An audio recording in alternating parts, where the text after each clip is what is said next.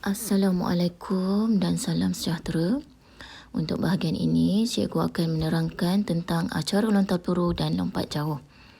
Lontar peluru. Pengenalan. Okey, lontar peluru merupakan acara padang melibatkan pergerakan melontar satu bola logam besi berat sejauh yang boleh. Pada tahun 1950-an, seorang atlet lontar peluru telah menonjol dalam acara ini iaitu Perry O'Brien dari Amerika Syarikat. Beliau mencipta teknik lontaran baru yang akhirnya dijadikan teknik lontaran yang diterima dan kekal sehingga hari ini. Mengikut sejarah, aktiviti melontar batu telah dijadikan pertandingan bermula pada abad ke-19. Orang Scotland dan Ireland telah dianggap sebagai golongan pertama yang mencipta acara lontar peluru berdasarkan pertandingan melontar batu yang mereka lakukan ketika itu. Bagaimanapun, acara lontar peluru ini tidak dapat diterima sebagai acara sukan di kedua-dua buah negara tersebut. Setelah dikenalkan di Amerika Syarikat, acara ini telah mendapat sambutan di beberapa kejohanan sukan olahraga. Akhirnya sukan ini menjadi acara olahraga yang dipertandingkan. Dari sini bermulalah sejarah baru bagi acara lontar peluru. Pada ketika ini, peluru diperbuat daripada besi seberat 16 paun. Beberapa peraturan yang berkaitan dengan kawasan lontaran telah dicipta. Pada awalnya, kawasan lontaran berbentuk segi empat sama dengan ukuran 7 kaki darab 7 kaki. Mula diperkenalkan di Greek, acara ini telah diterima untuk dipertandingkan di Sukan Olimpik pada tahun 1896. Pada tahun 1909, bentuk kawasan telah ditukar kepada bentuk bulatan yang berdiameter 7 kaki dengan bahagian hadapan tempat melakukan lontaran diletakkan papan seakan-akan penanda yang terdapat pada kawasan lontaran seperti yang diguna pakai sekarang. Peralatan dan juga kelengkapan. Yang pertama ialah peluru. Peluru mengikut kelas, umur dan juga jantina. Kelas 1, 16 hingga 17 tahun. Berat peluru bagi lelaki ialah 5.5 kg, wanita 4 kg. Kelas 2, 15 tahun. Untuk lelaki 4.55 kg, wanita 4 kg. Kelas 3, 13 hingga 14 tahun. Untuk lelaki 4.55 kg dan wanita ialah 4 kg. Sama dengan kelas 1 dan juga kelas 2.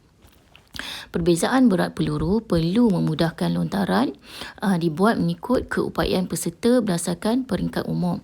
Okey, yang kedua ialah gelanggang lontar peluru, terdiri daripada bulatan melontar dan kawasan mendarat. Bulatan melontar meliputi kawasan yang berdiameter 2.135 meter. Di bahagian hadapan kawasan melontar dipasang papan penahan untuk menentukan sama ada lontaran sah ataupun batal. Jika peserta memijak atau kaki melepasi papan penahan, lontaran dikira batal. Kawasan pendaratan peluru hendaklah bebas daripada halangan dan gangguan bersudut 40 darjah dari titik tengah bulatan melontar. Setiap lontaran hendaklah jatuh di dalam kawasan pendaratan ini. Lontaran yang keluar atau mengenai garisan dibatalkan. Okey, gelanggang lontar peluru seperti yang awak lihat di gambar ini. Ini merupakan gelanggang melontar peluru. Okey, yang ketiga ialah pita pengukur. Pita ini digunakan untuk mengukur jarak lompatan yang dibuat oleh seseorang peserta. Ukuran dibuat dari titik tengah bulatan tetapi bacaan hanya diambil dari papan penanda hingga kesan tempat peluru mendarat. Okey, kasut. Kasut berpaku sesuai boleh digunakan untuk lontar peluru jika gelanggang yang digunakan adalah padang berumput. Tetapi jika gelanggang diperbuat daripada simen konkrit, kasut sukan biasa adalah digalakkan dan sesuai untuk dipakai. Persediaan. Rapatkan peluru pada leher dan bahagian bawah dagu. Peluru berada di antara leher dengan bahagian bawah dagu. Okey, seperti yang kita lihat di gambar ini. Okey, peluru diletakkan di bahagian bawah dagu. Okey, kaedah pegangan peluru ada dua, iaitu menggunakan 3 jari dan menggunakan 5 jari. Yang pertama, menggunakan 3 jari. Okey, meletakkan peluru pada tapak tangan iaitu di bawah pangkal jari. Peluru mesti dipegang pada dasar 3 jari tengah manakala ibu jari dan jari kelengking bertindak sebagai penyokong. Okey, jari kelengking boleh dibengkokkan atau diluruskan berhampiran dengan 3 jari tengah. Maksudnya 3 jari inilah yang akan membuat lontaran. Okey, yang kedua ialah menggunakan 5 jari. Okey, ibu jari dan jari kelingking mengimbangi kedudukan peluru. Okey, teknik ini lebih disyorkan untuk sekolah para pelajar sekolah rendah. Okey, teknik lontaran. Terdapat beberapa teknik biasa yang boleh digunakan untuk melontar peluru, iaitu teknik berdiri, teknik lungsur selangkah dan teknik Perry O'Brien. Okey. So, ini merupakan 3 teknik-teknik tersebut. Teknik berdiri, teknik lungsur selangkah, teknik Perry O'Brien. Undang-undang. Peluru hendaklah dipegang dengan tapak tangan dan disokong oleh jari serta menyentuh rongga tulang selangka berhampiran leher. Peluru ditolak dari kedudukan atas bahu. Peserta diberi 6 kali percubaan lontaran sekiranya jumlah peserta tidak melebihi 8 orang.